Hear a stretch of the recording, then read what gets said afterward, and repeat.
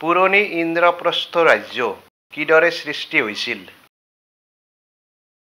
পঞ্চপাণ্ডৱৰ জ্যেষ্ঠ ভাতৃ যুধিষ্ঠিৰ ইন্দ্ৰপ্ৰস্থ ৰাজ্যৰ ৰজা আছিল।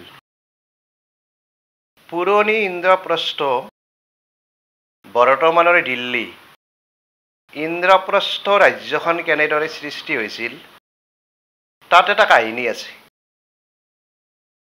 পাণ্ডৱসকল বনবাসত থাকোঁতে কিছুদিন দ্ৰুপদ ৰজাৰ ৰাজ্যত আশ্ৰয় লৈ আছিল। দ্ৰুপদ ৰজাৰ ৰাজ্যৰ নাম আছিল পাঞ্চাল, যাৰ বাবে দ্ৰুপদ ৰজাৰ জীয়েক দ্ৰৌপদীক পাঞ্চালী বুলি মাতিছিল।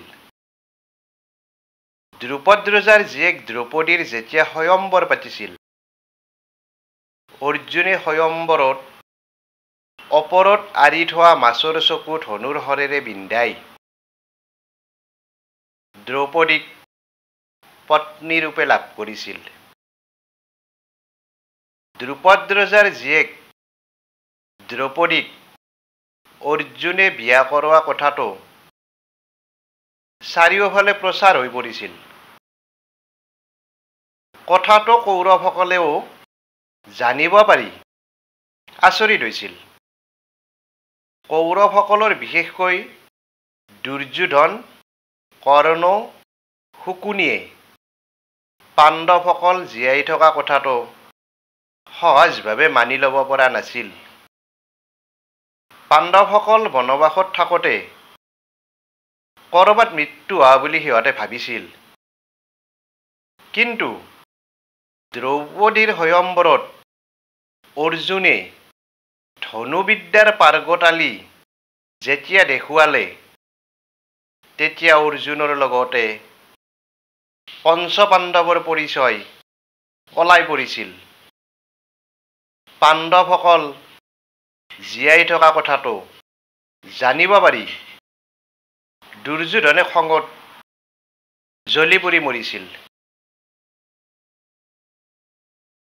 দুৰ্যোধনৰ খং আৰু অসন্তুষ্টিৰ বিপৰীতে দুৰ্যোধনৰ পিতৃ ধৃতৰাষ্ট্ৰই পাণ্ডৱসকলৰ প্ৰতি সহনশীলতা মনোভাৱ দেখুৱাই অৰ্জুনৰ ধনুবিদ্যাৰ পাৰ্গতালীৰ বাবে গৌৰৱ অনুভৱ কৰিছিল। দুৰ্যোধনে বিৰোধ কৰাৰ পাছতো ৰজা ধৃতৰাষ্ট্ৰই সঞ্জয়ক পঠিয়াই পাণ্ডৱসকলক দ্ৰুপদ ৰজাৰ ৰাজ্যৰ পৰা উভতাই আনি হস্তিনাপুৰত থাকিব দিছিল। ধৃতৰাষ্ট্ৰই পাণ্ডৱসকলক সঞ্জয়ৰ হতুৱাই হস্তিনাপুৰলৈ মাতি আনিলেও দুৰ্যোধনে ৰাজ্যৰ ভাগ নিদিয়াৰ বাবে সবল স্থিতি গ্ৰহণ কৰি আছিল।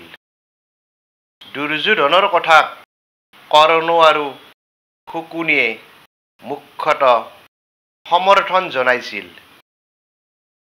আনফালে পিতামহ ভীষ্ম, গুৰু দ্ৰোণাচাৰ্য, বিদুৰকে ধৰি বহু জ্যেষ্ঠই পাণ্ডৱসকলে পিতৃৰ ভাগ পাব বুলি সবল যুক্তি দাঙি ধৰিছিল।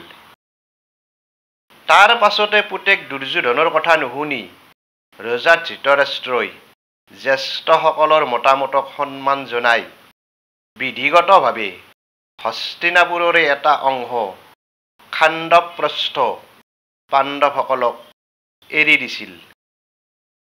পুৰণি খাণ্ডৱগ্ৰস্থৰ পুৰণি ঘৰবোৰ ভাঙি পাণ্ডৱসকলে তাত ৰাজ অট্টালিকাকে ধৰি সকলো নতুনকৈ নিৰ্মাণ কৰি ৰাজ্যখনৰ নাম দিছিল ইন্দ্ৰপ্ৰস্থ।